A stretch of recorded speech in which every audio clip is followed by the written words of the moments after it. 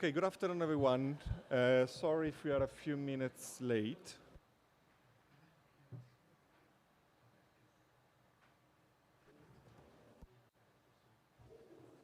Apology for being a few minutes late. I think we are ready to start. So thanks for coming this afternoon. This is the seventh global seminar that we are doing here in Egypt. And first of all, I would like to thank you for being here and all the participants. And we're going to go, you cannot hear me at all? A bit better? Okay, I need to be much closer. Okay, let me do that. Okay, so I'm not going to start again. As you know, this seminar is really, we call it the Road to COP27. It's one of the an attempt also from UNICEF, JPAL, the American university, and supported also by Allianz, to try and highlight some important evidence that we believe can help the country, can help Egypt in moving forwards on to address and to adapt to climate change. As we are late and there are a couple of people already online, I don't want to speak any longer. I'm going to actually introduce Ashley. She actually is also, beyond being the executive director of JPAL MENA, she's usually also the moderator of these events, so I'm basically the plan B. So hopefully I'll do as good as she usually does.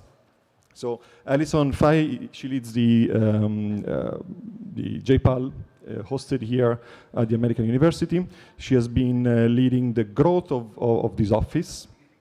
And let me check if she's online. Yes, you're here. Alison, are you ready? So over to you for some introductory remarks. Perfect. Excuse me. Thank you so much, Peter. And thanks everyone for being with us. I would especially like to welcome Dr. Ali Abu Sina, Dr. Mahmoud Mohieldin, and all of the speakers and attendees at JPAL MENA and at AUC and UNICEF's 7th Global Evidence for Egypt seminar with support from Allianz. I'm sorry that I'm not with you in person today, but I'm very glad to be with you virtually. As a community of policymakers and development practitioners, of course, we all know the complex nature of poverty and the challenges in improving social, economic, and environment development outcomes. In Egypt and globally, structural disparities have led low-income populations to disproportionately experience a range of climate change-related hazards, including air and water pollution, loss of livelihoods, and elevated risk of harm from extreme weather events and extreme heat. And unfortunately, at this point, as we all know, there is no single silver bullet solution. Addressing climate change requires finding many innovative policy solutions to reduce carbon emissions, yes, but also to support people to adapt to the adverse effects of a changing climate, especially here in Egypt. So at JPAL, we bring evidence into the policy discussion related both to mitigation and to adaptation. So first, we're asking what actually works most effectively to reduce greenhouse gas emissions, to reduce carbon co-pollutants that have immediate health consequences. And at JPAL, we do this work in partnership with entire industries, with governments, and also at the household level, since the solutions will necessarily exist at all levels.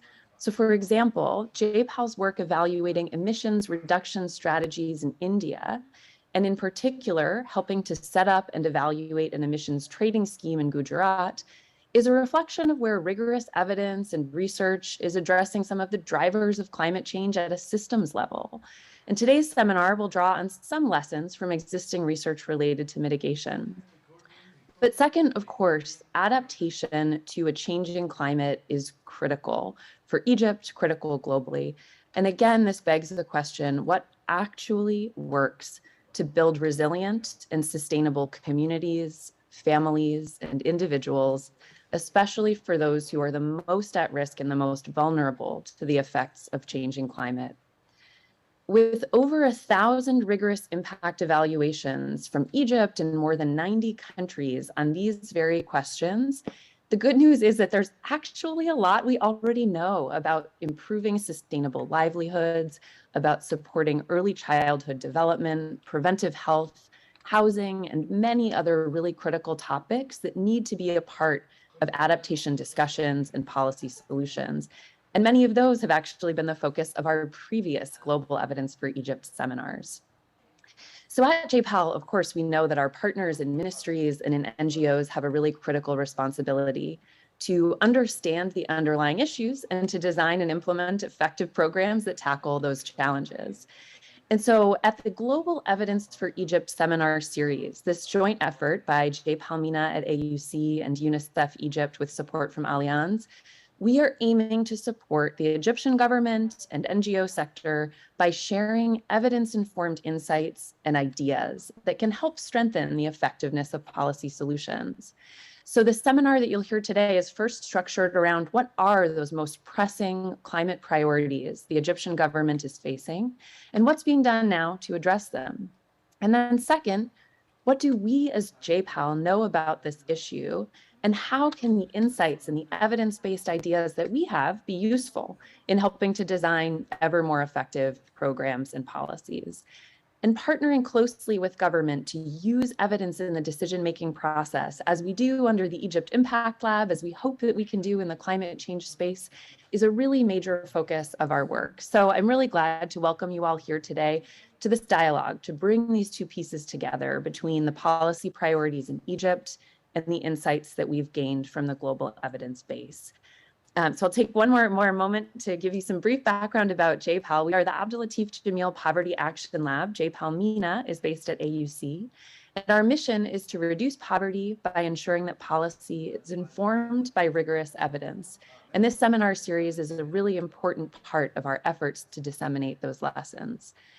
And to that end, we're drawing, as I mentioned, on a really rich global evidence base with more than 1,000 impact evaluations around the world, each of which is a partnership between researchers in our network and government or NGOs. And many of those evaluations have gone on to influence the scale-up of effective programs and policies. So today, we're very proud to share that over 540 million people have been reached through the scale-up of evidence-based programs and policies that we've helped to evaluate. And our research is led by a network of affiliated professors, one of whom, Kyle Emmerich, we're really pleased to welcome to Cairo today, who use randomized evaluations as a tool to help understand questions in the fight against poverty. And using this approach, in 2019, our co-founders, Abhijit Banerjee and Esther Duflo, along with a longtime JPAL affiliate, were awarded the Nobel Prize for Economics in recognition of the role of this research in helping to reduce poverty worldwide. So I'm greatly looking forward to today's discussion. And with that, I would like to now invite Dr. Ahmed Dalal to the podium to deliver his introductory remarks. As AUC's 13th president, Ahmed Dalal is an accomplished academic leader and renowned scholar with US and MENA regional higher education experience. President Dalal is the former dean of Georgetown University in Qatar and served as provost of the American University of Beirut. A prominent scholar of Islamic studies, he's taught at AUB, Stanford, Yale, Smith College, and Georgetown University, where he also served as the chair of the Department of Arabic and Islamic Studies. With several decades of teaching, research, and leadership at some of the top universities in the US and around the world, President Dalal is a seasoned expert on US-style liberal arts universities. He earned his BE in mechanical engineering from AUB and his MA, MPhil, and PhD in Islamic studies from Columbia University. President Dalal, welcome and thanks for being with us today.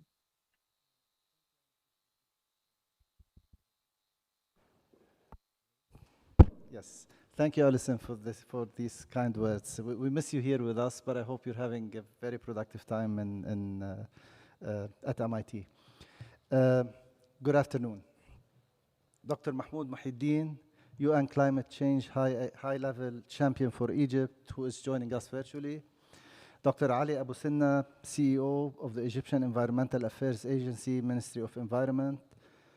Mr. Jeremy Hopkins, UNICEF representative in Egypt. Dr. Kyle Emmerich, JPAL affiliate and associate professor of economics at Tufts University. Distinguished guests, and colleagues. Welcome to the American University in Cairo for today's seminar, The Road to COP27, Addressing Climate Change in Egypt.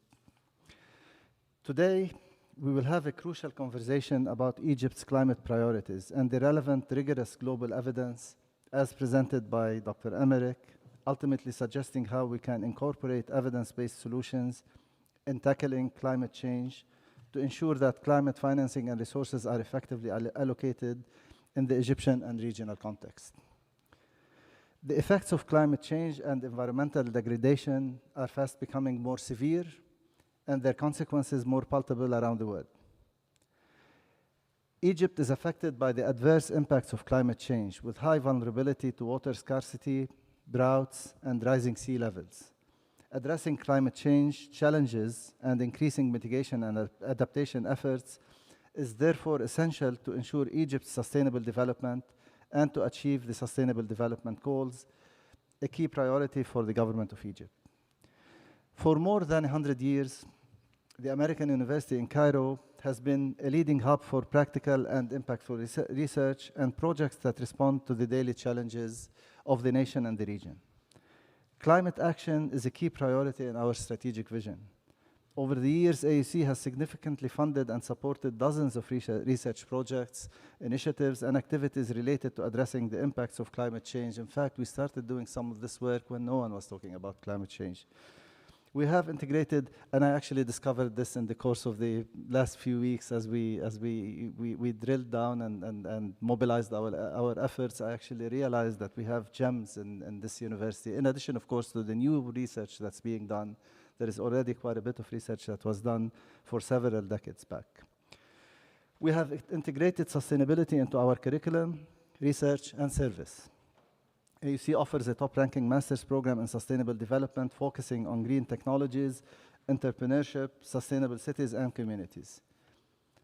Our university-wide climate change initiative underscores our commitment to being active participants as an academic institution in the fight against climate change. Through the initiative, AUC will produce research on climate change and sustainable development in Egypt and the region, with a focus on water-related efforts, green building and sustainable development, green financing, global health, and renewable energy. And we actually have very serious research in all of these areas. Through these areas of focus, we are actively bridging research and policy. Climate change solutions need to be both effective and equitable.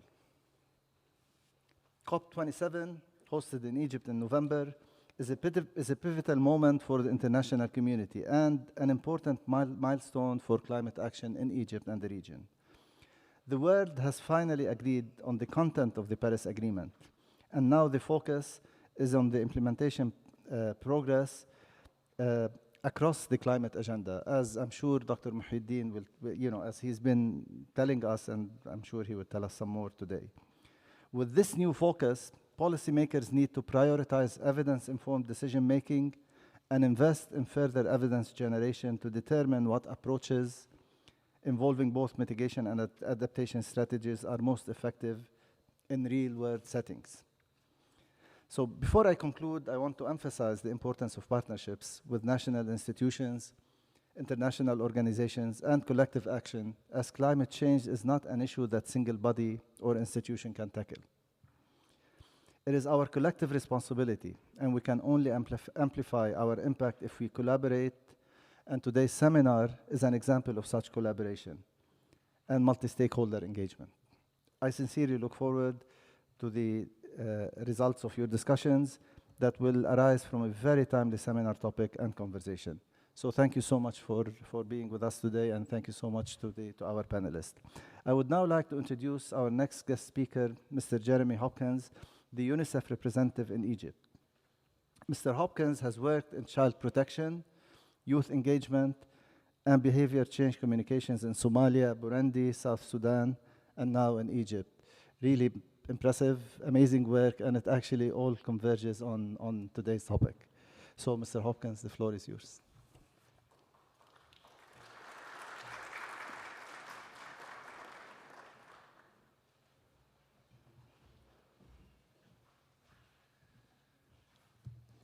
Dr. Muhyiddin, Dr. Ali, Dr. Dalal, Dr. Kyle, and lots of doctors in the room, and I'm not one of them. It's a great pleasure to be here, and to my colleagues that I see in the room, to the students in the room, and to the rest of the American University of Cairo and JPAL, it's a great pleasure to be here. I'm really pleased to be at this, this moment. This is the last of our Global Evidence for Egypt sessions this year, not by any means the last, but we've had, I think, what are we at now? Seven so far, and each one is as fascinating as the next. And right now, in the run-up to COP27, it's only appropriate that we have climate change clearly on the agenda. Now, what does UNICEF have to do with climate change? Children bear no responsibility for climate change, and yet they will bear the longest, harshest, fullest brunt of it. And that's our interest as UNICEF here. I'll give you just a few statistics. I'm going to be talking later in the panel, but just to kind of get us thinking. You know, the vulnerability index that UNICEF came out with a couple of years ago shows that 1 billion children are at extremely high risk of to climate, the impact of climate change. And most countries in which those children live are on this continent in Africa. And just a few shocking big numbers, but we have, you know, 815 million children who are highly exposed to lead pollution, 400 million children highly exposed to cyclones, 820 million children highly exposed to heat waves. We've obviously doing our research in Egypt and doing secondary analysis of data that exists at global level, and we do know there are an estimated 5 million children who are particularly vulnerable in Egypt to heat waves, for example. Children are smaller, right, obviously, than adults, and so they suffer the consequences of a heat wave, for example, much more severely than an adult. That can be physiologically, physically, psychosocially, if you like. We're very keen to be part of this debate today. I think whatever we do must always be seated in sound evidence, and that's what this partnership is all about. I'm really looking forward to hearing the presentation from Dr. Kyle and participating in the discussion, and I thank you all once again for being here with us.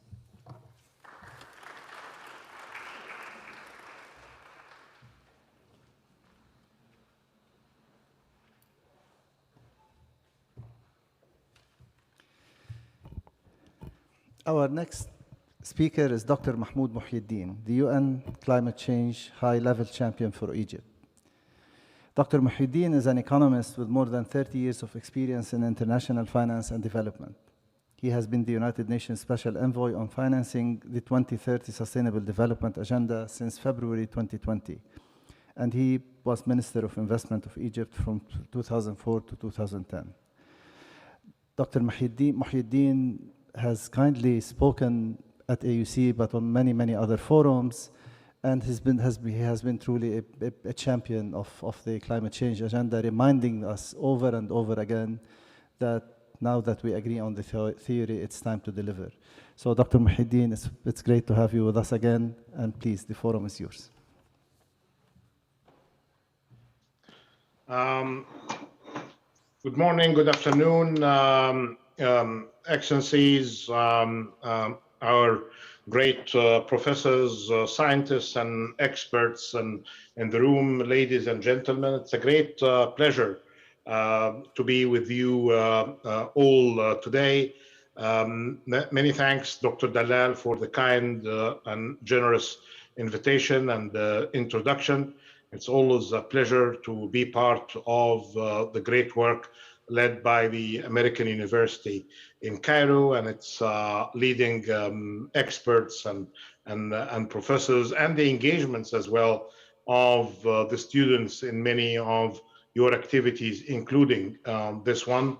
Great pleasure as well to be with the leaders of science and JPAL and the partnership that we have with UNICEF Egypt. And of course, I'm happy to see Dr. Ali with us representing the Ministry of Environment and his colleagues as well, working hard on environment and climate. So let me build on the introductory remarks by Dr. Fay and Mr. Hopkins. And I think they referred to many issues of relevance, including the reference of Ms. Fay regarding to the assistant level approach. This is very much of great relevance to the preparation of COP27, which is adopting a holistic approach in dealing with climate and climate action. I think you will be finding in this particular COP to be hosted in Egypt in a few weeks in Sharm el-Sheikh, a departure from the harmful approach in dealing with climate agenda.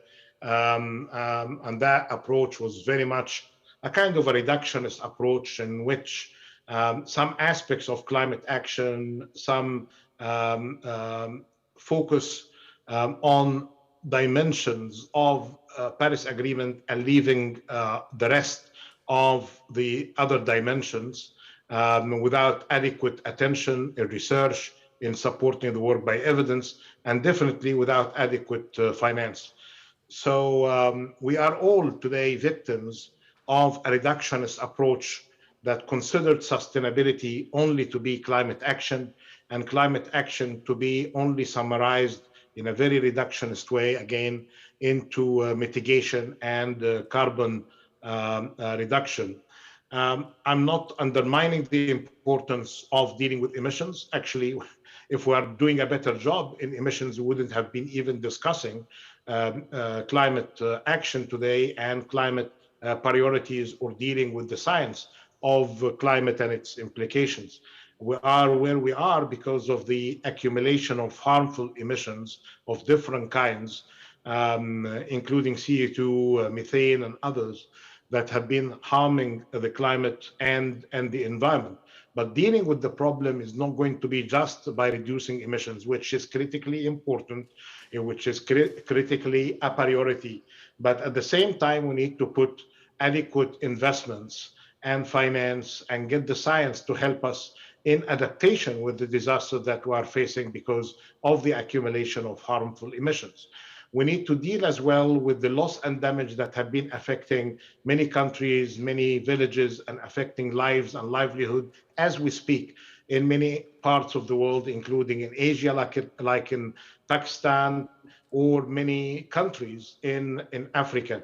It's affecting as well the productivity of the agricultural sector, exposing us more to problems on the supply chain.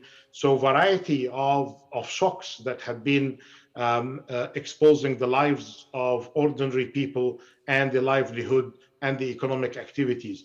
So it is really perhaps a common sense, which is rare sometimes now, to adopt that holistic approach. All aspects of the Paris Agreement, mitigation, adaptation, dealing with loss and damage, and mobilizing of finance, and all need to be dependent on science and evidence to prioritize action. The second area of focus for the work on at the COP is going to be about implementation. And for that, I really commend and appreciate the excellent work by JPL around the world, including in Egypt, because it has this science-based approach, very pragmatic. We all familiar with the good justification of three leading economists winning the Nobel Prize a few years ago by having this kind of randomized evaluation to deal with poverty and providing solutions as well. So the beauty of the work was not just in the diagnosis part, but indeed it was about how to provide solutions and suggestions and recommendations that can work from the village level to cities and to countries when we get these experiments in the scale required. Having said that, implementation requires data, requires evidence, requires finance, and definitely some sophistication in policy works and institutions.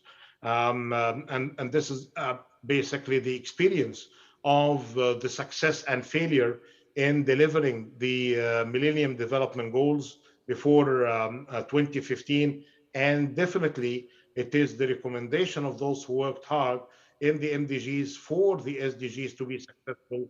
They need to be evidence-based. They need to be supported by effective institution, adequate policy frameworks, and push the agenda on the finance. The third aspect that you would expect in COP27 with that system approach, or what I call holistic approach, implementation to be the first two dimension. The third is about regional dimension. And here you can define the region either from a sub-regional perspective, if you are talking about a country like Egypt, or you take it given that it's an African COP. And Egypt is a proud African country. It belongs to the Arab world. It belongs to the Mediterranean with very strong ties with the rest of the world. But regional cooperation here, and I appreciate the work of UNICEF and other UN organizations, by having this kind of knowledge sharing from a regional perspective. One of the more appreciated initiatives by the presidency of the COP is a partnership with the UN system to provide solutions based on matchmaking between potential investments and available finance with the regional economic commissions of the 5 regions of operation of the UN system and the regional economic commissions. And the results of these partnerships and matchmaking are going to be shared at the COP.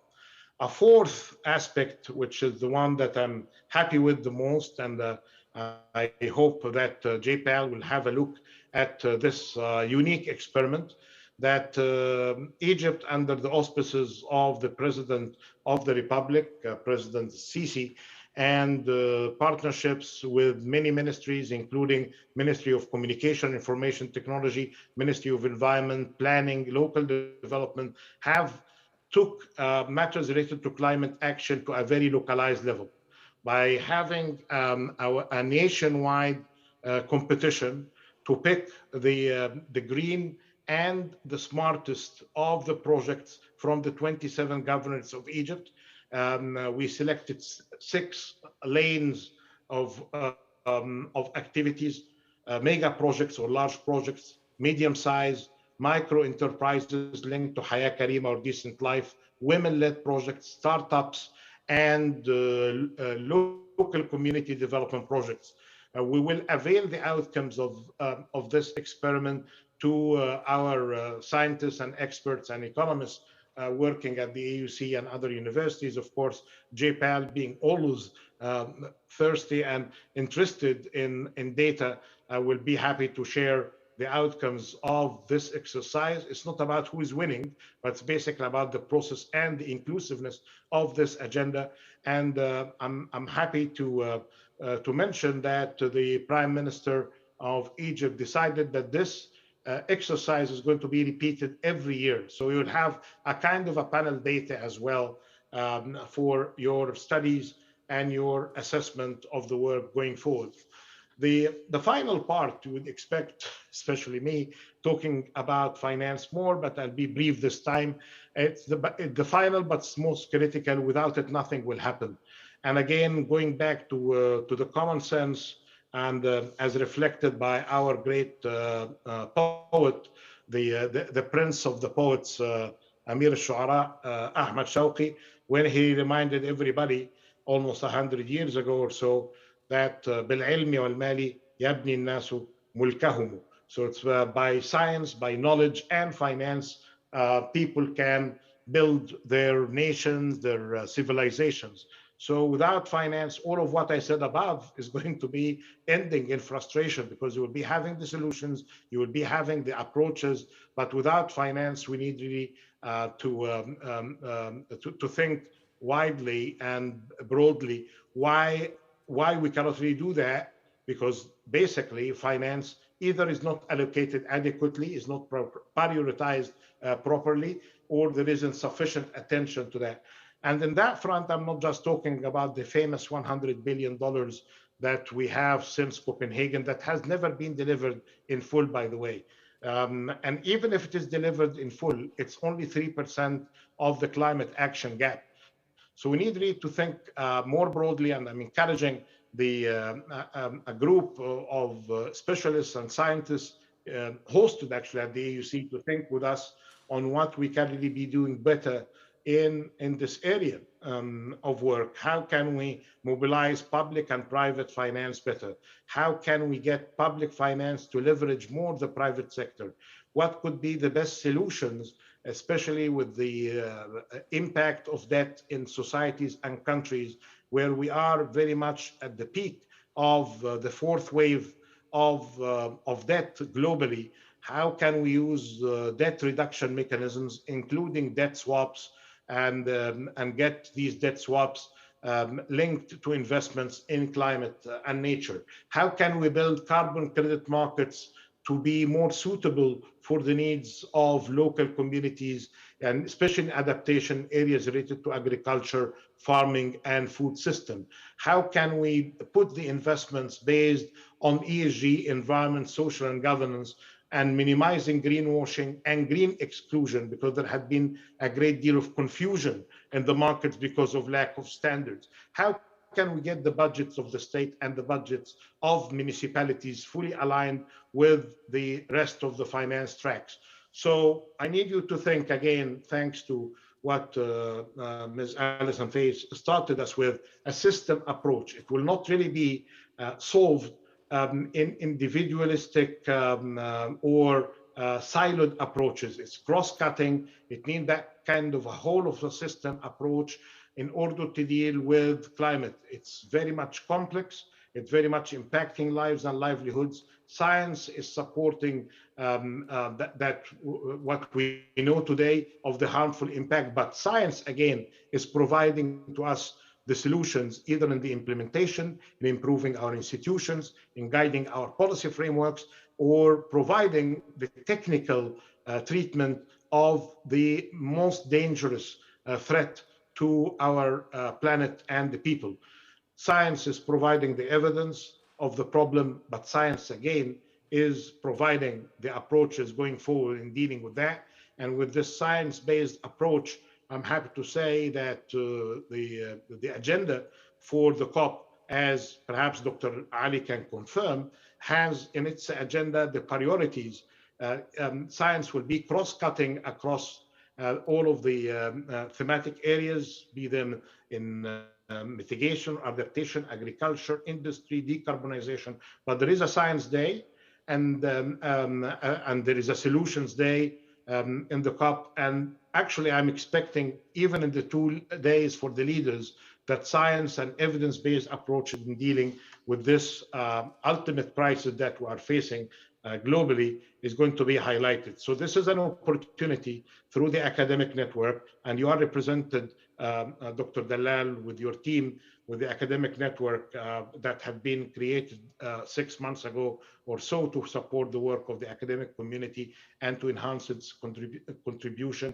There is an event soon as well that we are coordinating as climate champions with the UN system, the UNDP, and I think you'll be participating as AUC in that event. I appreciate again your work, Dr. Dalal, and your excellent colleagues and the members of staff and the very able and competent students, many of them actually working in my team now, supporting the champions. So I'm very grateful to the investment that you put in excellent students who can really work with us. Actually, I see one of them on the screen now, my good colleague Yasmin Kamil, who's helping me on a daily basis in the work, and many others working with us in the climate champions have benefited directly or indirectly through their exposure to the AUC knowledge and science. Having said that, very grateful to this opportunity. Keep up the excellent work, and we look forward to welcoming you all in Sharm, inshallah. Thank you.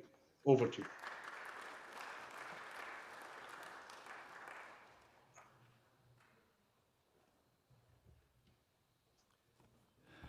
Thank you, Dr. Muhyiddin. Allow me now to introduce Dr. Ali Abu Sinna, CEO of the Egyptian Environmental Affairs Agency in the Ministry of Environment. Dr. Abu Sinna has more than 20 years of experience in the public and private sectors through managing projects in the fields of energy efficiency and renewable energy application, environmental management and assessment, resource efficiency, green entrepreneurship, and eco-innovation. Dr. Abu Sinna has also been working as the Minister of Environment Assistant for projects in addition to supervising the Bioenergy Association. Dr. Abu Sinna.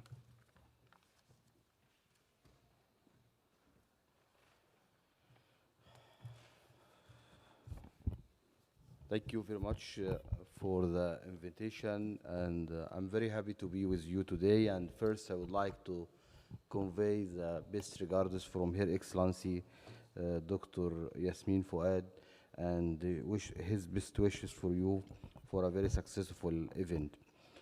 Ms. Alison Fahi, Executive Director of GBEL Middle East and North Africa at EUC. Dr. Ahmed Dalal, the President of American University in Cairo. Mr. Jeremy Hopkins, UNICEF representative in Egypt. Of course, Dr. Mahmoud Muhyiddin, UN Climate Change Champion for COP27. Distinguished participants, ladies and gentlemen, I'm so glad to be among you all in this very valuable seminar. We value the efforts have been done at the EUC through their labs and specialized centers to improve Egypt's social, economic, and environmental standing. Climate change is not only about managing risks, but also about capturing new opportunities and catalyzing the private sector to engage broadly. Markets around the world are changing quickly, favoring lower carbon goods and moving towards greener and more resilient development paths. Enabling the transition toward a low carbon climate resilient economy will require actions to support an increased role of the private sector. The private sector has an important role to play as a financier, innovator, and provider of climate-friendly goods and services. This, of course, will be supported by science-based and technology, which relying more on research and development. Egypt is showing commitment to the climate change agenda. It launched its climate change strategy for 2050. This was in last May, which is actually as a very great effort and a great step in our commitment to the climate change. The strategy has been prepared based on a very consultative process with all stakeholders, from the government, from private sector, from academia, from NGOs. The strategy containing more than 127 projects that showing how Egypt can really address the climate change challenges by those projects. We put more than 50% of these projects as adaptation projects, and the rest are mitigation projects.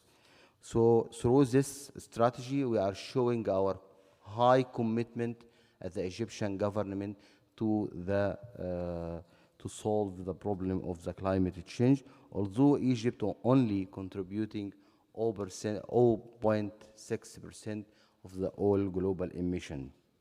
So this is something very important, showing the commitment of the Egyptian government. In addition, Egypt has submitted and launched its NDCs, National Determined Contribution, and this is a very important document that showing a more commitment of the Egyptian government towards the climate change, which putting a very clear mandate and tasks and targets in specific sectors for reduction of CO2, by 2030. For example, we are putting in our indices 33% reduction in the emissions from the electricity sectors by 2030 as a mandate, and we put it as a conditional by providing the financial support. The action highlighted in the indices since 2015, this was the first draft, our first document, reflects Egypt's ambitious contribution to global efforts despite of the country's negligible responsibility for the world historical greenhouse gases emissions. Egypt considers COP27 as a COP for implementation, as have been mentioned by Dr. Dalal. This is a really very important COP for all of us. It's a global COP. Now we would like to move from the commitment way and the commitment phase to the implementation phase. There is a very high ambitious and expectation from developing countries to see something on the ground. So this is, we are really, really committed to really focus on the implementation phase. By science, right now, there is no debate about the climate change. It has been confirmed by science that's happening, affecting different countries, affecting many of our assets worldwide. So there is no more debate about this. The way that we would like to work, that we have to work very fast on the implementation as much as we can. Climate change should represent a progression beyond the previous efforts and be scaled up with the concrete steps to meet the new collective quantified goal from a floor of $100 billion per year as a commitment of the Paris Agreement, have been mentioned by Dr. Mahmoud Mahieddin. Taking into account the needs, and this is very important statement, taking into account the needs and the priorities of developing countries. This is really very important to be taken into consideration. In Africa, for example, Africa is only responsible about 4% of all the global emissions. They are highly affected by the climate change. And they also have a very long list of development actions that we would like to work on. So we have to take this into consideration. And of course, the COP27 will be a COP for implementation, and there is a high priority to focus on different issues and different topics. First, financing issue. How we can really move with the financing issue for implementation. Setting up a goal for adaptation. This is a very important topic because adaptation, it's, as you know, this is projects are not profitable. It's not financially accepted. It's just for protection. For example, we have the Delta Nile in Egypt. It's highly affected by the climate change. The Egyptian government has already invested a lot of money for just protection. It's not something that we can get revenue from this. So this is why we are more focused on the how we can go with the adaptations goals and also doubling the adaptation finance. Loss and damage, and how we can really find a fund and a way to support the loss and damage happening by the climate change effect. It is a key to find a concrete solution to accessibility and predictability of finance and ensure the balance between the mitigations and also the adaptation. We have to turn the risks into the imperatives for radical change and a change to promote a cleaner environment and also to protect our nations. We are all in the same boat. there is now a high pressure, and will be the most crisis that we are as the world facing, and we need to work together. This is why the slogan of COP27, together for implementation.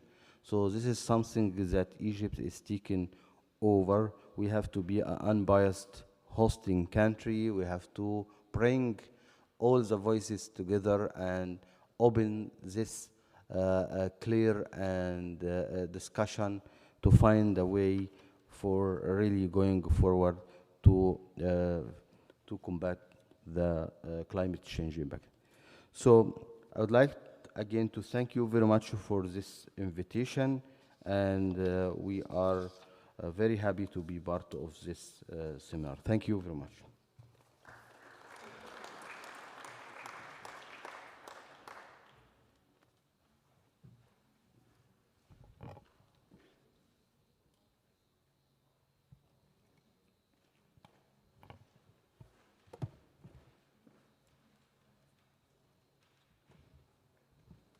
Okay, good. So again, thank you very much. And unfortunately, Dr. Moeddin will be leaving us. He's going to log off. So I want to thank you on behalf of UNICEF, J-PAL, and the American University. And we really look forward to see you in a few weeks back in Egypt. So thank you very much.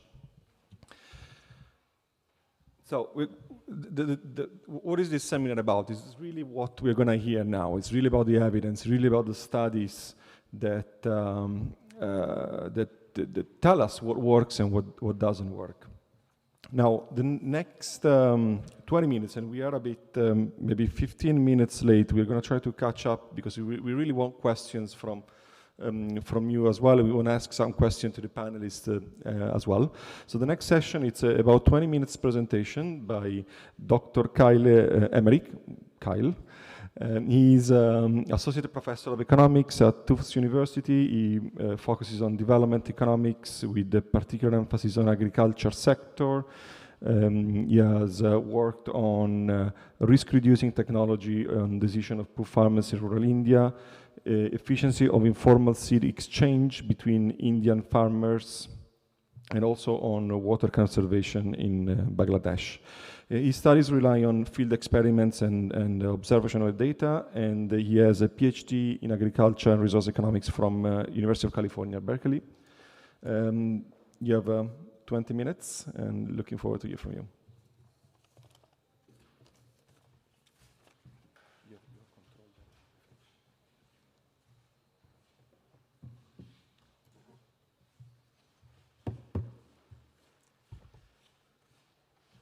Well, first, I'd really like to thank the organizers for bringing me here today. It's a great honor to be here to speak. It's been a tremendous trip so far, and I really look forward to talking to you for the next 20 minutes, which decreased from 25. I'll do my best. So let me start by just talking a bit about climate change in Egypt, and then I want to move quickly to get into the evidence base that uses randomized evaluations to really address issues around climate change. So starting with the climate change issue, I want to start with a key trade-off that has already been spoken about a little bit, which is stated here on the slide, which states the global climate and energy challenge.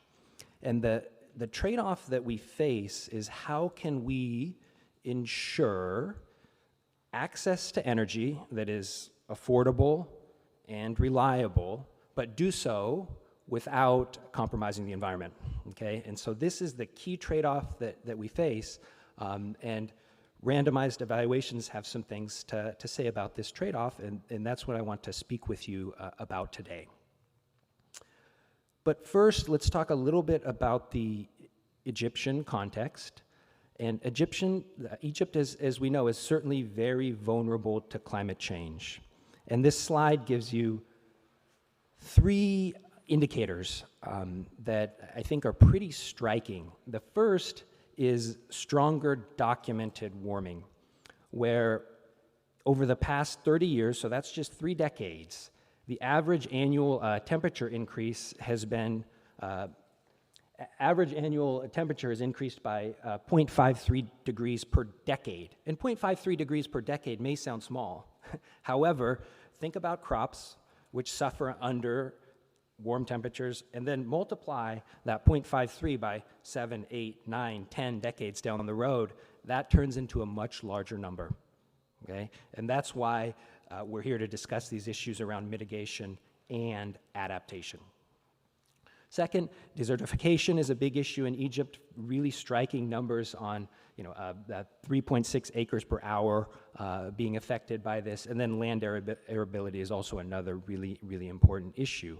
So Egypt is certainly, like many other countries, really has a key stake in addressing the climate challenge.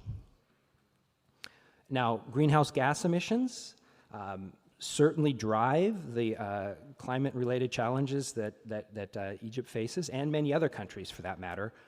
Egypt's greenhouse gas emissions are ranked 28th worldwide in 2018. And just like many other countries, energy is the key sector that contributes to those greenhouse gas emissions. In the Egyptian case in 2019, energy accounted for about just less than 3/4 of the greenhouse gas emissions in the country. Agriculture comes in second, but a very distant second at about 10%. And within that energy sector, fossil fuels used to generate electricity are the main contributor. In the Egyptian context, natural gas is a key input into the generation of electricity. But at the same time, there are clear policy goals, which we definitely need to increase the renewable share. Okay, and so by 2035, increasing that renewable share is definitely an important sort of macro level indicator to have in our minds. And as Allison pointed to earlier, there's some very interesting JPAL studies that look at emissions trading schemes and pollution regulation to get at that. But today, I want to talk more about some of the micro evidence, particularly on climate adaptation. And I want to talk about how researchers like myself in the JPAL network used randomized evaluations to really look at climate change related issues, okay, particularly in the space, particularly but not entirely in the space of adaptation. Before I go through a list of examples from the literature, many of them not my own studies, so it's kind of unique to be up here as an academic talking about a body of evidence. It's quite a fun experience. But before I do that, I want to just give a brief overview of what a randomized evaluation is all about and why it's a really powerful tool. So what do randomized evaluations do? They essentially take the scientific method that we learned in grade school, right? We learned the scientific method long ago in grade school. They take that scientific method and take it out to the field and test what works with real people in the field, okay? And they test whether an innovation, an intervention or a treatment can achieve an outcome that is desirable to us. That outcome may be tackling poverty, obviously a key societal goal, or that outcome could be improve an environmental outcome. Or it could be both of those things. Tackle poverty and at the same time do it in a way that doesn't damage the environment. Even better, okay? So randomized evaluation is a tool to address how well something does this in the real world. Here's a graph which shows you what a randomized evaluation does. What does a randomized evaluation do? We use it to shed light on causal impacts. And what do I mean by that? I mean, we start with a population of interest that we want to study. Let that population be, all farmers in Egypt, or all villages in Egypt, or all villages in another country, say Bangladesh. And we have an intervention in mind that we want to evaluate its effectiveness, take a particular climate adaptation tool. And what we do is we take this population and randomly divide it into two groups, okay? And so before this program starts, these individuals in this population are randomly assigned to these two groups. One, an intervention group. That intervention group is the top part of this chart here, okay, the top part, and another, a comparison group or a control group. Why do we do this? Because we want to know what would have happened to that intervention group if they had not got the intervention. And critically, in order to do that, we need that comparison group so that we can make an apples-to-apples comparison. That's what we at JPAL do with randomized evaluations in the field, okay? So in expectation, we think, look, before the intervention, because it was randomized, these two groups have comparable characteristics. And so this graph now shows you these individual characteristics which take place in the which happen in which the comparison group has, and then the individual characteristics also exist in the intervention group. We expect, due to the randomization, that the only systematic difference between these two groups will be that the intervention group or the treatment group received the treatment. Meaning that what we can do is we can compare these two bars, if you will, and the difference reveals to us the causal effect of this intervention. Okay? And so what randomization does, it allows for us a causal interpretation of the differences between the treatment and control group, and it puts science into the field and gives us a really sound scientific result to base our policy decisions on. Okay? And that's what we see as key input into the evidence generation on climate adaptation. So now, with the remaining time, let me go through a list of, say, 5 or 6 key insights that have been generated from global evidence across the world, okay? So this evidence comes from about 45 ongoing randomized evaluations, or ongoing or completed randomized evaluations, that is. And these evaluations took place in 19 countries, and so obviously this is not my own research. This is a lot of people's research that has looked at these questions, okay? The first insight is that providing people with information about how much energy they're using or how much water they use in their household compared to their actual neighbors, providing them that information and then also providing them tips on how they can actually use energy more efficiently in the household can consistently reduce energy consumption. This finding has been found across a number of contexts, but by small amounts. And I save that "but by small amounts" because I want to come back to that in a moment, okay? Because we also care about magnitudes when we do these randomized evaluations. Not just does it do what we want it to do, how much, right? We care about costs and benefits. So here I'm gonna skip over this quickly for the sake of time, but what this shows us is there's a lot of engineering estimates out there about how much different energy efficiency investments might save for us in terms of greenhouse gas emissions. And the engineering estimates are quite encouraging. They show us that for some investments, whether it be residential lighting or appliances in the house, engineering estimates suggest that we can actually achieve 2 goals with that: save money on our electricity bills and reduce the amount of greenhouse gas emissions that get generated to generate electricity. But these are engineering estimates. What the researchers in the JPAL network have done is take this idea to the field and test this with randomized evaluations. Okay? So now let's turn to those randomized evaluations, which show that people can reduce their energy use, okay, after learning about their consumption compared to their neighbors. And this is across a number of contexts. United States by 1 to 3%. That's that small amount number that I mentioned a moment ago, 1 to 3%. Germany by even smaller, 0.7%. And then India by, I think, a very shocking 7%. Okay, with a simple piece of information in the mail that tells you you're using more than your neighbor, that can reduce the amount of electricity used in the household by 7% in the Indian case. But overall, these numbers are fairly small. Water consumption in other contexts, Costa Rica, 2 states in the United States, has similar fairly modest effects that range from about 4 to 6%. Another example comes from the United States in Illinois, where providing households with information about how much electricity is being used at the moment, allowed them to reduce their electricity usage by 11 to 14%. Okay, so that's a fairly large number. In the United States, these effects seem to persist over time. So it's not the case that we stop sending this information and then the effects go away. Okay, the effects seem to persist for some time. And in the United States, that effect was about 2% after this information was no longer provided.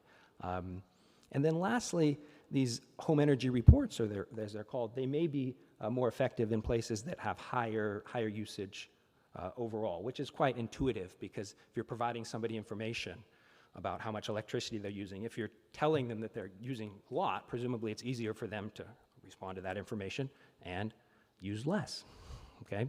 So that might explain the difference in result between Germany and United States, where Germany was potentially, households were using less at baseline. All right, so context matters, another key thing. These effects are modest, and this is that small amount point that I made. While effective and consistent, these effects of these reports were fairly small. At the same time, they're also very cheap. So the effects are small, but the cost of doing it is very cheap. So it may not be something that is going to revolutionize and sort of reverse climate change by any means with 1 to 3%, but it can be done in a very cheap and cost-effective manner. Okay, so we need to keep that in mind, especially with the systems-level approach that was mentioned, that there's certainly much more that we need to think about, but this is just one case. Okay. Second, programs that encourage large capital investments in residential energy efficiency have had more mixed results, I would say, and these investments may not always be cost effective, so we need to pay careful attention to that. And the evidence here shows from 5 different randomized evaluations that studied programs to encourage investments in residential energy efficiency. What does that mean? Think about cold places in the United States. Cold air comes in the wintertime. You can do things to shore up the house and make it more efficient, right? However, these are highly, they cost a lot, and take-up is often low. So researchers in the US and Mexico found that take-up is low.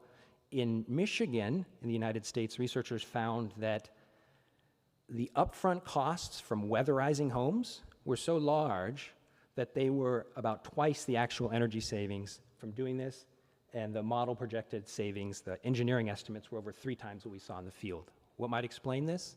Households change behavior when they adopt something new, right? And so energy economists have this idea of what's called the rebound effect. And with a randomized trial, we can observe how households change their behavior after they adopt something new. And researchers found in Mexico that after introducing efficient air conditioning, households actually increased how much electricity they used, consumed more electricity. And what might explain that?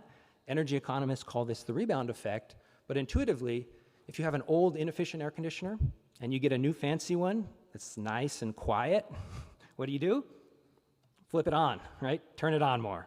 And without the randomized evaluation, the engineering estimate would not have uncovered that effect, which was very surprising and interesting finding. Okay, so let me pivot now a little bit and talk briefly. I'm going to skip over the actual studies for this one to keep us on track and save time for questions, but accessible, convenient technologies that allow households to protect themselves against air and water pollution can be quite effective.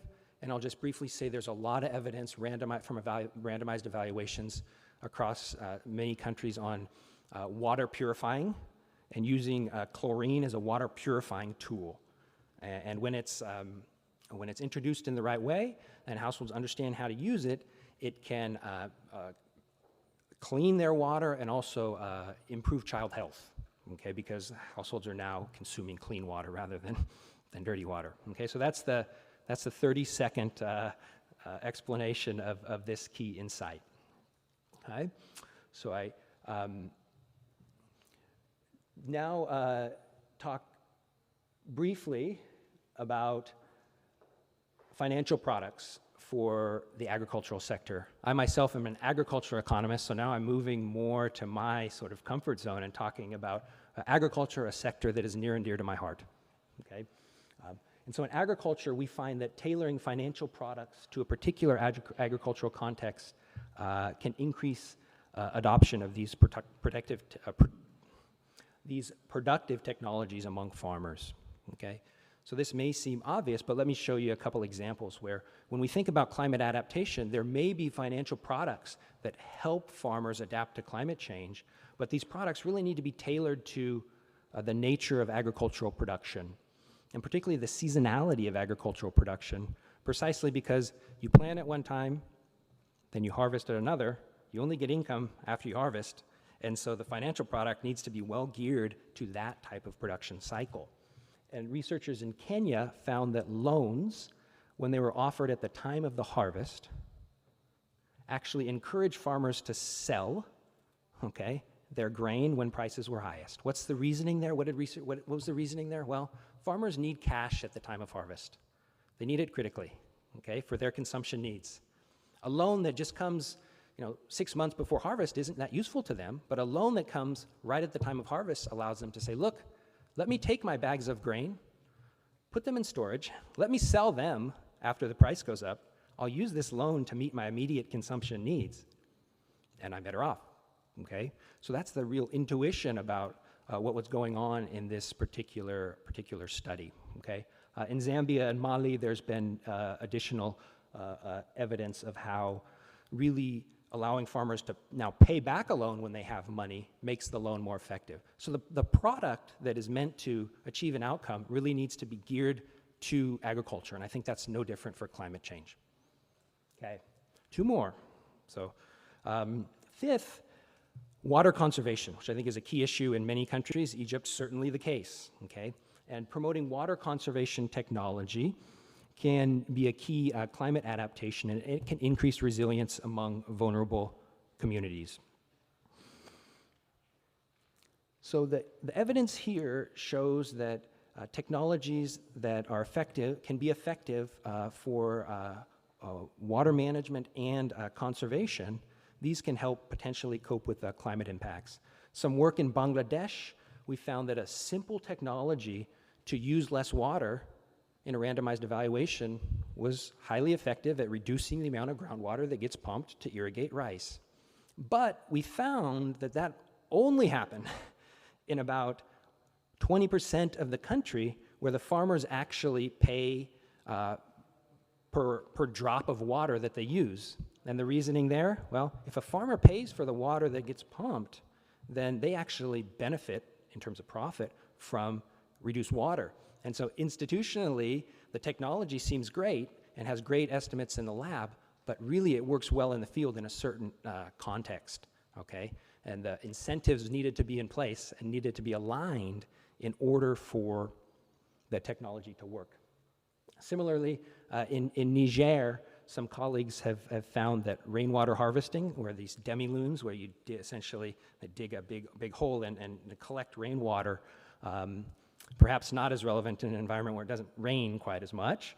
However, these tools help farmers increase agricultural yields, and providing them credit to build these tools allow them to better adapt to climate uncertainty. So here's an example of a randomized evaluation that tested, particularly in the field, a climate adaptation mechanism. Okay, last one, my favorite one, okay, which is about risk. Agricultural risk. Agriculture is risky, right? Inherently a risky activity. And researchers have found agricultural insurance and technological progress to reduce risk can help farmers deal with these more frequent shocks, which are going to come as a part of climate change, okay? So technologies, in this case, technologies for effectively protecting farmers against risk, okay, can help them cope with the effects of climate change. So in India, we found that flood-tolerant seeds that are more tolerant, rice seeds that are more tolerant to flooding, can actually do 2 things. One, it can help protect the farmer from more frequent flooding that comes with climate change. And this picture over here on the right shows you a new type of rice, the one that's more tolerant in the upper right corner of the picture, and the old type of rice that's less tolerant. The new type of rice survives much more during flooding. And this particular technology serves as a mechanism for climate adaptation because it protects farmers from the shock and at the same time induces them to invest more in their fields. Why? It reduces risk, right? Farmers face less risk in their production with technological progress, so what do? They invest more in their fields. And this means that climate adaptation in this case can have kind of a double benefit. Protect against climate, induce more investment, which then increases profits during the normal year when the shock doesn't happen, okay? And that second part really is not something we can measure in the lab. It's something we have to measure in the field with measured behavior. And lastly, in India and Ghana, researchers have found that agricultural insurance does many of the same things. So agricultural insurance, which is provided to a payment that comes to farmers in the state of a shock, induces them to invest much more in their farm, okay, leading again to gains during normal years. And that research shows that convincingly from India and Ghana. So let me just wrap up and say that I've laid out 6 sort of key takeaways. I'm not going to go back through these key takeaways. Rather, I'm just going to say that this is by no means to say that there's not a lot to learn. There's a lot to learn in this space about climate adaptation and a lot of things that need careful testing. And I think that's why this is a really exciting and important area to be working in. So I thank you so much for listening. And I look forward to the rest of the discussion.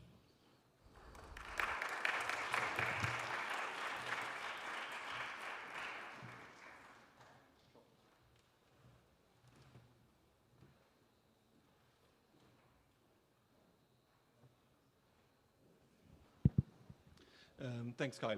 Thank you very much for the presentation. If you have registered, you will get the presentation, and if you received your folder, you already have a seminar brief that to some extent already describes some of the experience, the example that you presented today. Now, there's going to be live interpretation in case you need it, so it's over there to get your headphones if you need it. So we have about 30 minutes. We are only 20 minutes late, which is good. I'm going to ask the panelists a couple of maybe just a question, some reflection of the presentation, and maybe only one question. Then we'll get some questions from the floor, and I think we are receiving also some questions from the online streaming that it's happening as well. So maybe let me start with Jeremy. If you have any quick reflection about this presentation, and also you mentioned in your introductory remarks, you mentioned some numbers about children. So I think it's pretty clear why children, why UNICEF is involved in climate change. But if you can elaborate a bit more about the need to focusing on children, and also what UNICEF is doing, and how children and adolescents can be at the center, or at least part of this response. Over to you. Thanks a lot, Peter, and thank you for the presentation. It was very interesting, and well, they've taken away the 6, but those are six very interesting takeaways. And when UNICEF invests in this partnership, it's not to produce evidence for UNICEF, it's to produce evidence for all the actors in the scene, and many of those pieces that the examples you gave are strictly relevant to other parts of the House, so really, really helpful, thank you, and some to us as well. A little bit more about children. I mean, I alluded to it in my opening remarks, but children are smaller, right? So physically, it's just a fact. Physically, they will be impacted more by many of the many aspects of climate change, many of the pollutants, temperature, and they're physically more vulnerable. And then some of the health hazards which affect children are likely to become more serious or more widespread with global warming. And just to give you an example of malaria, for example, one child dies every 3 minutes of malaria all the time. And as the globe warms up, more parts of the world will be susceptible to malaria. So this is a classic example of why we need to be very conscious of keeping children in mind. Now, UNICEF, we talk about, we are by no means the big lead agency on climate change, but we have this niche areas, and we are asking for three pretty intellectually simple things. So one is to protect the services which are so dear to children. That means health services, education services, social protection services. They need protection from climate change and climate hazard. And that's a different way of thinking about how we continue to invest in social services that are so important for children. The second one is to prepare children to grow up in a world which is getting warmer and in which they will be subject to other climate hazards such as pollution. Air pollution, which is, is somewhat in parallel or part of the story, but will not necessarily be resolved just if we manage to slow down global warming. And then the third area is, and this is, I think, where we're doing least well, is to make sure that children are at the center of budgeting and financing decisions in the future. I already said it in my opening remarks. A child born now is going to bear the brunt of our mistakes. It's not about blaming, but of our work at the moment, and will hopefully also be part of the solutions. But we need to make sure that children are part of this story, and most discussions around climate financing they neglect children entirely, and they also neglect social services which are being impacted by climate change. So those are our concerns. Now, what are we doing specifically in Egypt? We're doing a number of things. I don't want to spend too much detail on that, Peter, but I can if you want me to go further into it. But we are working on evidence generation, and we're doing two or three things. We're doing I'll get the precise title, the Climate Landscape Analysis for Children. That has a heavy water and sanitation focus. We know Egypt is vulnerable to water scarcity here. Obviously, we have a very reliable water source all year round, and we don't rely on rain. Nevertheless, a large proportion of children in Egypt live with less water than the amount of water to which they have the right. So we're doing that analysis at the moment. We're doing, as part of a regional initiative, a sort of youth study participatory action research in a number of countries in the region that will come up with youth opinion and engagement on climate change. And we've worked with the whole of the UN to do a perception survey whose results will be shared over the coming weeks under the leadership of the resident coordinator and in partnership with the Ministry of Environment. And then we are also, the UNICEF has produced globally the Children's Climate Index report, which ranks Egypt as number, I don't know, it's in the very vulnerable category, but we're doing some secondary analysis of that to try and bring the data out from Egypt a little more, which we'll be presenting over time. So that evidence piece is, it's part of this discussion we're having today. Super important for us. We want everybody who is working with and for children to have the right evidence to make the decisions. The other area that we are working on is around skills development. We have a number of ongoing programs where we work with young people, and we need to make sure that we introduce climate adaptability, if you like, into those programs. So we do that across the board. And then the third area that we work on is youth engagement. Some of you may have, I know Dr. Ali was with us for the launch of the caravan. This was our reaction to the fact that Arab youth are the least aware and engaged on climate change in the world, and we want to change that. Obviously, having the COP27 in the region is going to be a big push there, but we were working with the Ministry of Youth and Sports and Environment to have a caravan traveling around the country, interacting with young people along the way, and estimated to be about 400,000 by the time they finish their journey, and arriving at COP in the caravan, which is natural gas fueled. That's the best. We couldn't go electric. And they will present the findings and the voices of young people at COP27. That's an example. Another example, I don't know where it falls exactly between skills development and youth engagement, is the work we're doing with the Ministry of Education. We actually launched with the Minister of Environment a month or so ago, which is to train 300,000 teachers on how to bring climate change into the curriculum. The work has been done already. The teachers are being trained, and that will reach all primary school students and will reach 25 million children by the time it's done. The reason why many of us are engaged in climate change is because we were exposed to at least the bare bones of the issues when we were growing up. And we want to make sure that Egyptian children grow up also with an awareness on climate change. That's a quick summary. Thank you. Thanks, Jeremy. I think we already heard it from Dr. Mohadeen, but also from others. Adaptation, I mean, that's the focus, also UNICEF intervention. Here it's really about make sure children are ready for what's coming, what is happening. Dr. Ali, over to you. A couple of reflections on this presentation, but also if you can tell us more about how, considering climate change is, we know it's pretty complex. It's a very complex issues. There are many factors at play. How is the government linking the different policies which are important to address climate change, but also to guide the country towards adaptation? Thank you very much, and yeah, thank you very much for the presentation. But I would like just to highlight the number that you have been mentioning that Egypt is ranked as the 28th country for the most countries emitted CO2. This is more or less a tricky one. I mean, this is not matched with the national indices or national reporting, so we have to review this number because Egypt is one of the very vulnerable countries to climate change. And this is not taking even the historical emission. If you look at how we are calculating, this is something will be really another number. So I have a very high concern about this number as the documentation and approved by UNFCCC that's showing another story.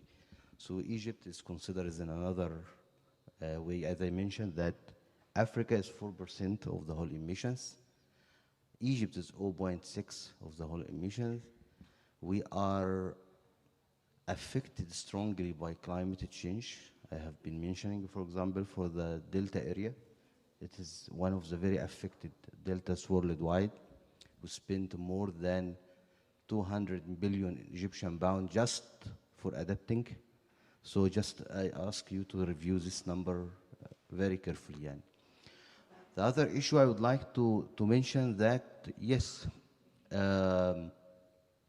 Egypt as a country, although we are just a very, very small contributor to the climate change, but we were very active to work on policy level, institutional level, implementation level to really cope with the climate change. The first one with the policy issue, we have released our national strategy for climate change, which very a very, very important document, have been prepared very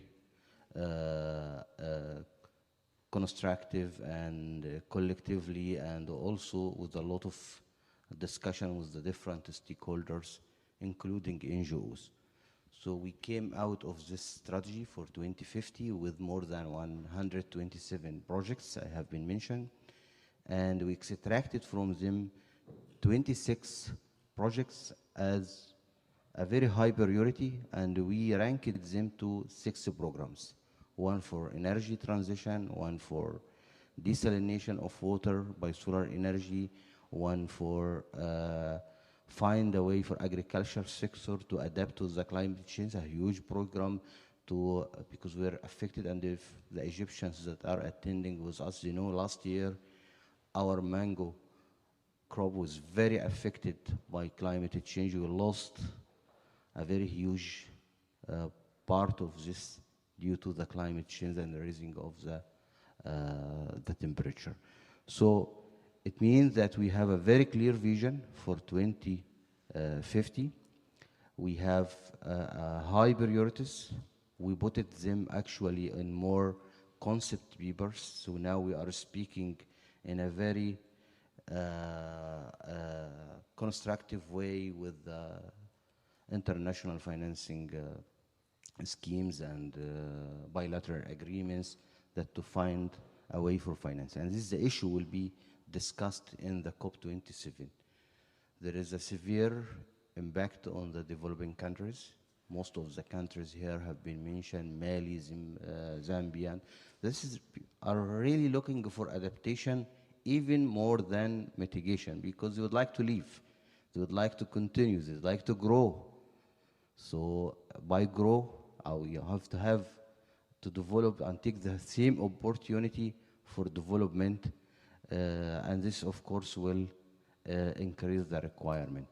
As we can see right now, there is some with the international policy that some countries have back to the coal, like Germany, for example. Now they back to the coal.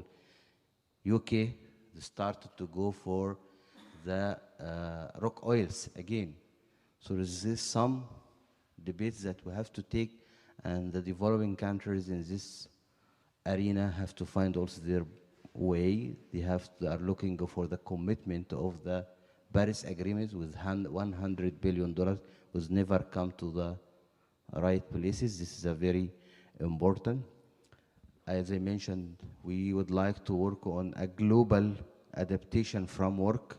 This is something very crucial, a high priority for developing countries to work on. So I mean that for our strategy, we put this balance between adaptation and mitigation. On the other hand, to show more commitment from the Egyptian government, we issued our NDCs, National Determined Contribution, and it's very important to document. We classified our priorities for 3 sectors: for transportation, for electricity, for oil and gas, and we put commitment on us, especially in the electricity sector, to reduce 33% of our emissions by 2030. But again, conditional by how we can really finance this transition. We have a very urgent and basic needs for development.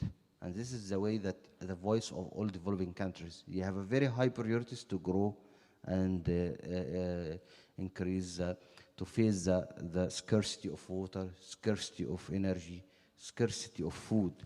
So out of our strategy, we put also a very unique program, WAFI. This is a nexus between water, energy, and food, and this is a model for developing countries with $14 billion that we are now promoting it, asking for support to this project. What I would like also to explain for all of the audience here, and especially for the Egyptian students, is that even the Egyptian government, as they are contributing 0.60% of the emissions, but we spent a lot of money from our general budget with the climate change projects. Like, for example, lining of the water mini streams. It's from our general budget. Billions have been spent. The monorail and transportation, this also we have been financing. We have different renewable energy projects have been done. So, I mean, the waste management program, the Egyptian government has spent from its budget more than 12 billion Egyptian pound to improve the whole system, to close the dump sites. So it means that we were very proactive, although we are affected strongly by climate change. So we are more giving an example how we can really a developing country can really work and be very active in this, although we are very vulnerable to the climate change. On the other hand, on the institution, I said that on the policy level and the implementation level, on an institutional level, we did a very unique issue that we established the National Council for Climate Change. At the first phase, it was under the Ministry of Environment. Then, due to the priority, and we see that this is something that have to be really taken forward, it is now under the Prime Minister. It is headed by His Excellency the Prime Minister, and the members of the National Council for Climate Change are the designated and responsible ministers, Minister of Foreign Affairs, Minister of Electricity, Minister of Environment, Minister. So this is showing how Egypt is really, really keen about this. The other issue, there was also a decree from the cabinet to establish climate change units at each ministry to work on the MRV system that we are really showing how our interest.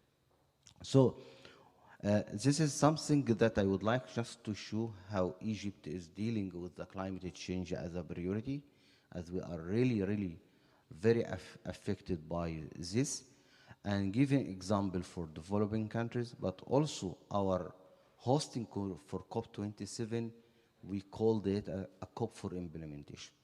So in Galaxo, the Egyptian delegation was very active, headed by Her Excellency Minister of Environment, to resolve all the discussion related to the Paris Agreement. So now people are asking, our developing countries are coming with a very high expectation. We need implementation. We need to go for a real impact. There is a significant impact on developing countries, and they have high priorities for different development aspects. So this is something that Egypt will work as a moderator, as an unbiased hosting country to bring all this together. Issue of loss and damage. So historical emission, I mean, not just emission, I'm speaking about historical emission is affecting. What we are seeing now is not coming from the last 5 years or whatever. It's just at least for the last 100 years that this is affected, and this time, this is why we would like to ask everyone to take the responsibilities. But if different action from different countries has to be taken, this is why I'm saying we have to look to the basic needs for the developing countries. And at the same time, the developed countries has to take their responsibility providing. This is why we will be looking for the collective financing scheme for climate change. It has to be developed in this transparency, as Dr. Mahmoud Muhyiddin. There is a big issue about the transparency for climate finance. Is it financing for climate or not? We don't have a methodology to have this type of transparency. So in this way, we are hope that for COP27, as we are representing Africa, that we present this very clear, and together for implementation we can go further. So this just I would like to put you clear with the whole picture here. Thank you. Thank you. I think you've been highlighting financing, you've been highlighting the implementation. I think clearly these are the next challenges ahead of many countries, not just Egypt. I think also that having COP27 here was strategically a very good move to start to push this agenda in the country, because before that, not many people were talking about climate change, but now everyone is talking, they're more interested and so on. So I think congratulations for that as well, on that move. Let's see if there are some questions from the floor. I also have a question for Kyle, but let's see if there is something from the floor first, or online. Let's see if there's any hand. Yes, one hand there.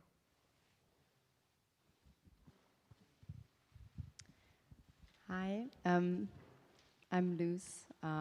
Thank you so much for the whole presentation, and it was very interesting listening. And I actually have a question for Kyle Emmerich. And I was wondering, a lot of times there's research and you have evidence and you have results, and there's policy, and what we often see is that there's a big gap between what the results actually show and what policy is doing. And so I was wondering, how do you monitor and how do you evaluate if the the research that you produce is actually implemented and the results are actually followed, because what I've heard often is that in policy they use studies that researchers have never seen before and the other way around. So there is a lot of like communication gap and actually implementation gap. So I was wondering how do you tackle that? Thank you. Let's see if there is another question from the floor. And actually, we were talking about that earlier, about research and policy change.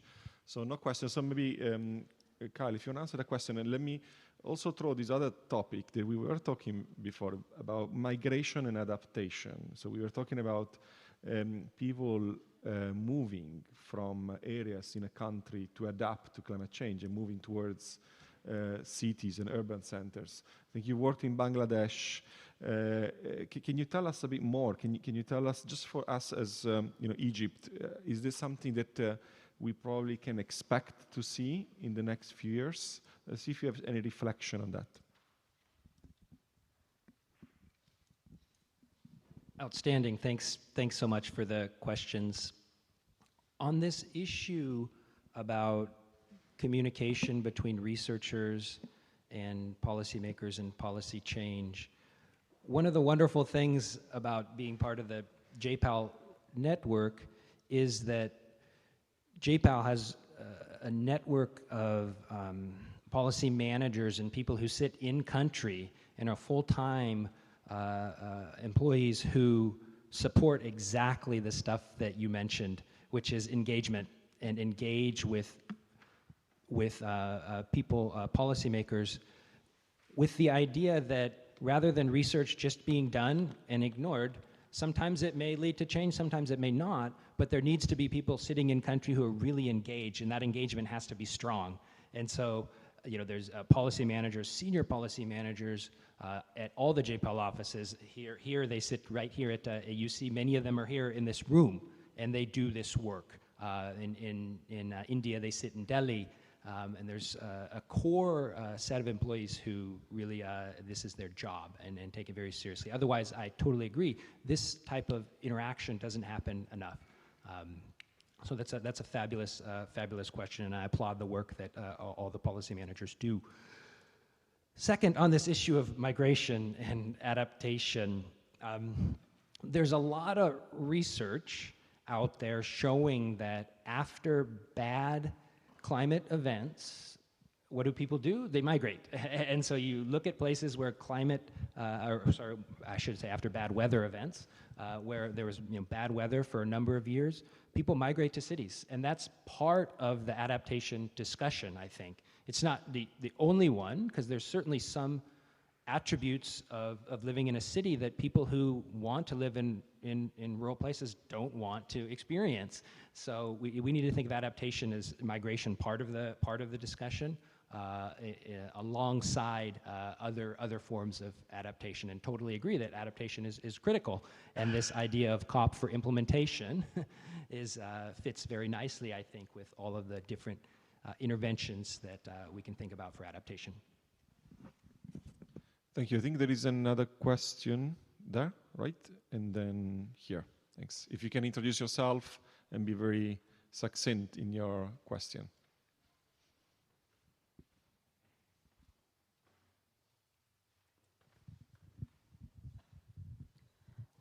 Hello, thank you for your presentation.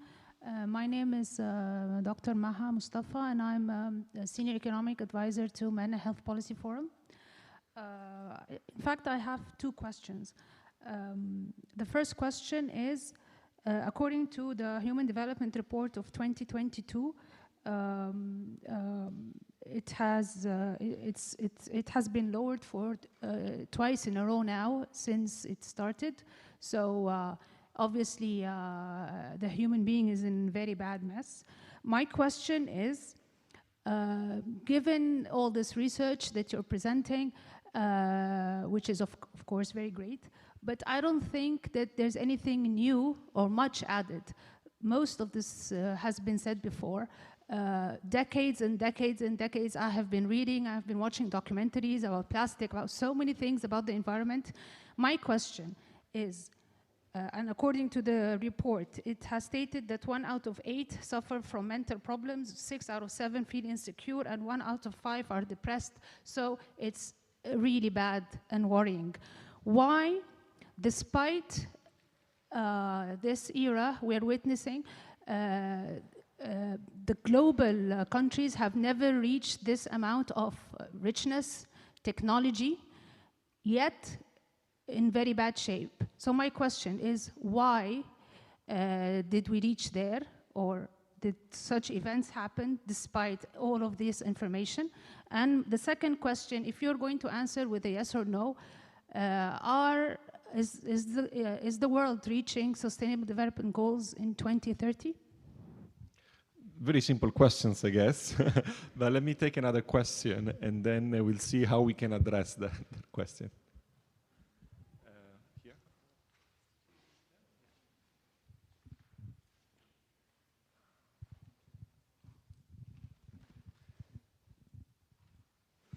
Hello, I'm Nakla Arafa. I'm nutrition officer in UNICEF, and my interest is in nutrition, and I'm asking a question to Kyle. When you looked at the shifting behaviors, we know that consumers' lifestyle is really what's driving climate change to a very huge extent. Did you have any kind of evidence on how to shift consumer behavior to a less consumer's lifestyle? Just as an example for nutrition, artificial milk, infant formula, each tin of infant formula produces up to 14 kilograms of greenhouse gases. It's huge. Over the world, it's huge. And that goes, I suppose, for all kinds of processed foods and ultra-processed foods. So do you have any evidence on how to shift behaviors to reduce that kind of, these highly processed food diets? Thank you. Thanks. So we take a third question, and then we pause for the answers. Yeah, tying into that, I have also a question on the research, how to shift behavior. I've learned one approach, which is called the New Chicago School, which says you can basically shift behavior through like the market, through norms, through the law, or through the structure. And what I've heard so far from you is more either through shifts in behavior through the market, so like money or like incentives, or like, yeah, and then nudging, like giving incentives. And I was wondering if you also research on how like certain laws might affect behavior of people, like if there's a law in place, if that really like changes something, and also how structure, like how like architecture, like how structural changes that may prohibit or like hinders or promotes certain behavior, how that also affects behavior in general. Thank you. Thanks. Okay, so lots of questions for Kyle. Let me just say one thing. I mean, the last two are pretty clear. On the first, you raised important issue of mental health, and you raised a beautiful question about the SDG goals. I don't think we can really answer that right now, but you asked also specifically, what you presented, did we know this already, or is this new? So can you answer to this, and also to the question about shifting behaviors?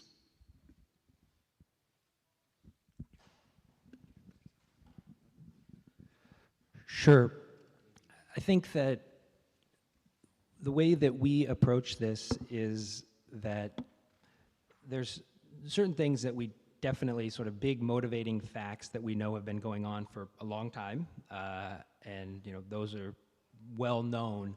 The evidence that gets generated with these randomized evaluations, these are the insights that we think are that we see as new and important for policy change. So it's really the key measurements of not only does something work, but how much does it work, and providing a precise number is really important to quantify things. And so those numbers, I think, are the key things that are unknown leading into these evaluations. The second question was on nutrition and consumer lifestyle.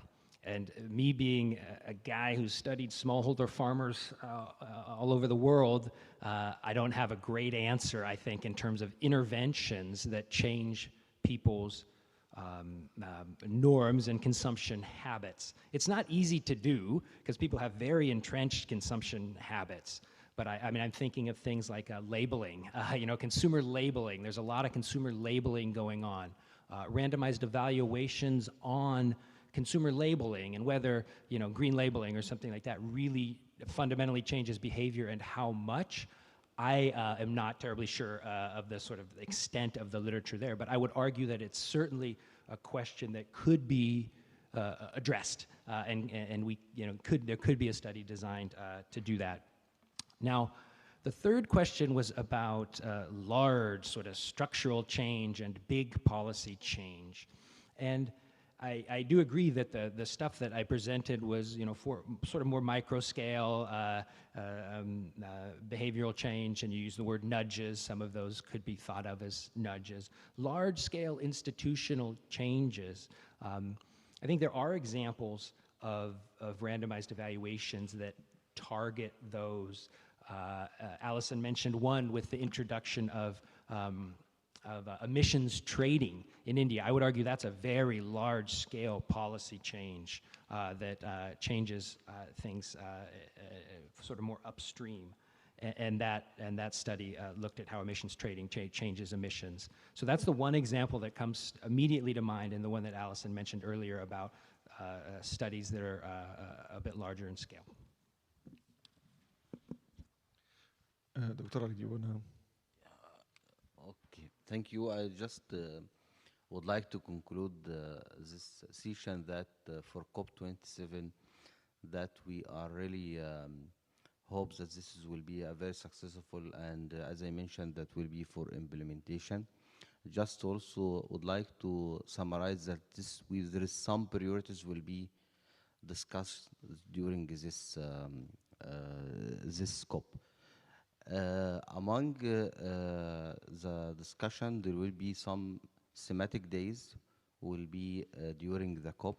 One will be for the science and technology, one will be for youth, one for NGOs to discuss all the issues related to climate change.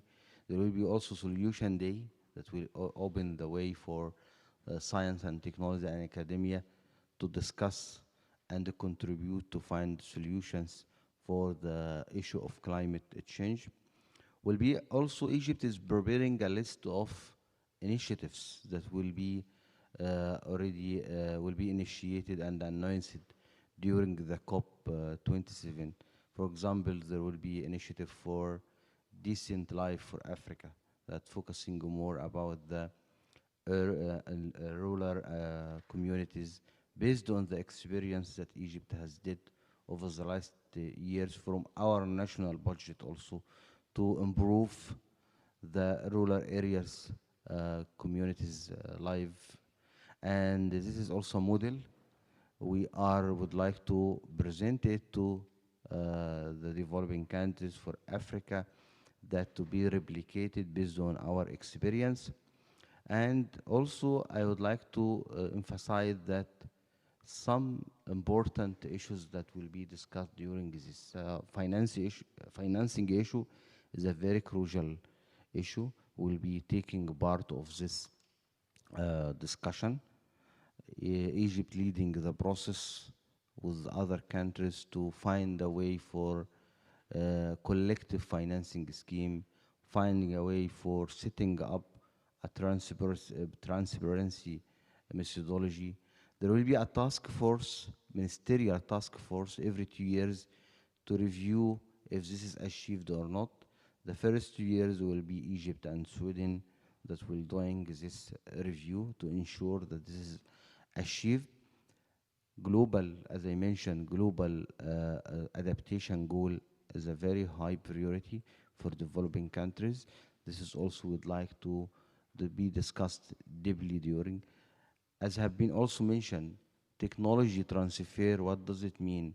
How can we ensure this? Because to adapt to the climate change, that we would like also to have a certain type of technology. part of this and will be also natural-based solution, not only science solution, but natural-based solution. This is also a very big issue that will be also discussed. The last thing that also I would like to bring your attention, that the discussion is going on loss and damage.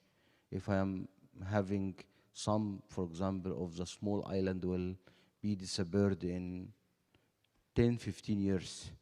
So how we can really take these people, and as you have been mentioned now that they migrate. I don't know where they will migrate, but this is something, a crucial issue that we have to take into consideration and take a global responsibility about this issue is very, very, very crucial and under discussion, because it's 10, 15 years is very near, and they are really affected strongly, and they have to find alternatives for this.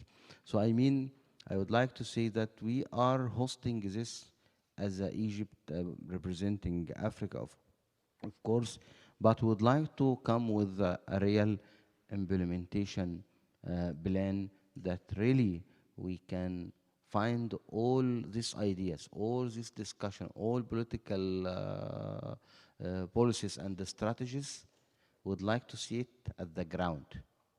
I give example for Egypt. We didn't stop on this. We started by our national budget to do a lot of activities. We didn't call it at this time climate change projects, but it's really climate change projects. So this is, I hope that this message will be for all of us.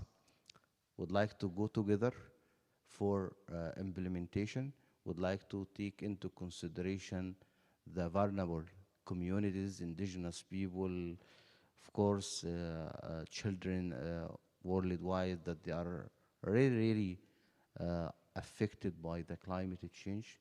Look to the needs of the developing countries for the basic needs, just basic needs to live, then the step that how we can really cope with the climate change. I would like again to thank you for this, and we wish to see you all in the Sharm el-Sheikh in 40 days, something like this. Thank you. Thank you very much. Jeremy, anything you want to add, or?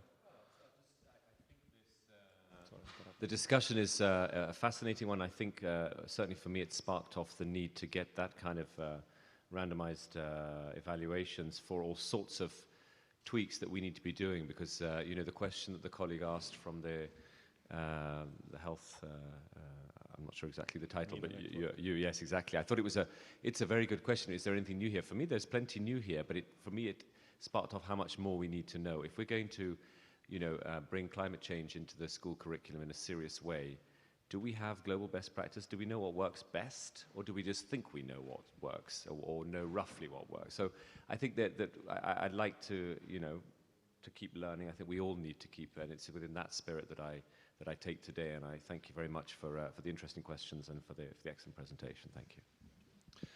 Let's see if there is any burning question. I don't see any burning question. I don't want to see any burning question. We're only 10 minutes late, so you made my job easier in closing. So I just want to thank you again, Dr. Ali, Dr. Mohadin, which is not connected, but always his intervention is really important. It's really important to hear what he has to say. Kyle, Jeremy, Ellison, that is still connected. And all of you, thank you very much for being here. So if you've registered your email, you will be receiving some follow-up email with soft copy of the brief, the presentations, and so on. Thank you very much, and have a good weekend.